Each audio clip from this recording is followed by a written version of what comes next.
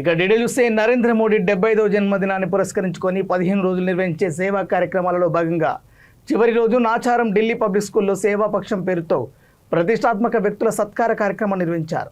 ఈ కార్యక్రమానికి బీజేపీ తెలంగాణ రాష్ట్ర అధ్యక్షుడు రామచంద్రరావు, ఎమ్మెల్సీ కొమరేలు ముఖ్య అతిథులుగా పాల్గొని జ్యోతి ప్రజ్వలన చేసి ప్రారంభించారు. కార్యక్రమంలో అర్జున అవార్డు, పద్మశ్రీ అవార్డు గ్రహీతలను, సమాజానికి విశిష్ట సేవలు అందించిన వ్యక్తులను సన్మానించారు. అనంతరం వారు మాట్లాడుతూ యువత డ్రగ్స్కు అలవాటు పడకుండా ఉండి డ్రగ్స్ ఫ్రీ భారతదేశంగా తయారు చేయాలని సూచించారు.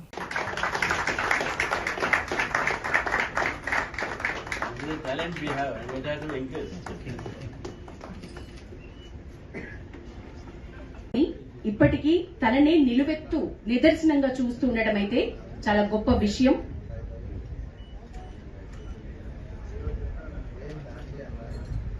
జయప్రద గారికి గట్టిగా చెప్పట్లండి. కనుక ఈ సేంద్రియ వ్యవసాయంలో చీడపీడలకు ఎట్లా చీడపీడలు తట్టుకోవాలంటే ఎరువులు అంటే ఏదో అది పేడ ఎరువు ఏ చీడపీడలు కనుక అట్లా కూడా నీకు తెలుస్తుంది. ఇన్ని ప్రయోజనాలు ఉన్నాక ఇంకా మట్టిలోనే అన్ని ఉన్నాయి. అందులో ఇంట్లో సేంద్రియం ఉంటే సేవా పక్వాడ ప్రోగ్రాం కింద నాచారం డిబేట్స్లో పద్మశ్రీ, పద్మవిభూషణ్ సొసైటీకి డిఫరెంట్ ఫీల్డ్స్లలో డాక్టర్స్ కానీ, లేకుంటే అగ్రికల్చర్ ఫీల్డ్లో కానీ, లేకుంటే మ్యూజిక్, ఆర్ట్, స్పోర్ట్స్ అన్నిట్లో ఎక్స్పర్ట్స్, ఐపీఎస్, ఐఏఎస్ అన్ని ఫీల్డ్స్లో ఉన్న ఎక్స్పర్ట్స్ అందరినీ పిలిచి వాళ్ళకు సన్మానించడం జరిగింది. దానికి మన రాష్ట్ర అధ్యక్షులు రామచంద్రరావు గారు వచ్చారు. తర్వాత మా సేవా పక్వాడ ప్రోగ్రాంలో కో-కన్వీనర్స్, తర్వాత మిగతా టీం అందరు కూడా వచ్చారు.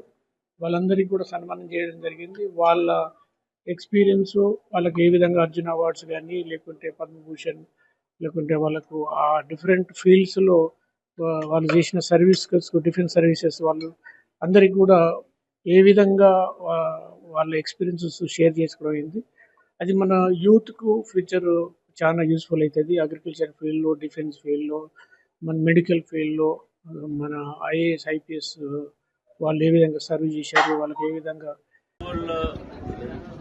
నాచారంలో మల్క కొమరే గారు, అదేవిధంగా వీరేందర్ గౌడ్ గారు, మళ్ళీ గీతామూర్తి గారు, అదేవిధంగా ఈ సేవా పక్వాడ సంబంధించినటువంటి యొక్క నరేంద్ర మోదీ గారి యొక్క 75వ జన్మదిన సందర్భంగా 15 రోజులు ఏదైతే సేవా కార్యక్రమాల్లో భారతీయ జనతా పార్టీ నిమగ్నమైందో ఆ కార్యక్రమంలో చివరి రోజుగా ఈరోజు విశిష్ట వ్యక్తులను, అంటే పద్మశ్రీ అవార్డీస్ కానీ, అర్జున అవార్డీస్ కానీ, లేకపోతే ఏదో ఒక సంబంధించినటువంటి ఒక అవార్డులు పొందినటువంటి ఒక పెద్దలకు ఇవాళ ఇక్కడ సన్మానం చేయడం జరిగింది.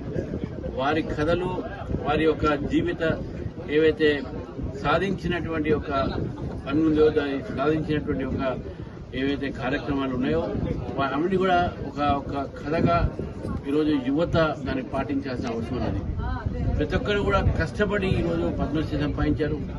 వారి యొక్క క్షేత్రంలో, వారి యొక్క ఫీల్డ్లో డాక్టర్గా అయితేంది, స్పోర్ట్స్మెన్గా అయితేంది, అదేవిధంగా ఆధ్యాత్మికమైనటువంటి ఫీల్డ్లో అయితేంది. ఈరోజు భారతదేశంలో అనేక మంది విశిష్ట వ్యక్తులు ఈరోజు భారతీయ జనతా పార్టీ వారిని ఈరోజు సత్కరిస్తుంది.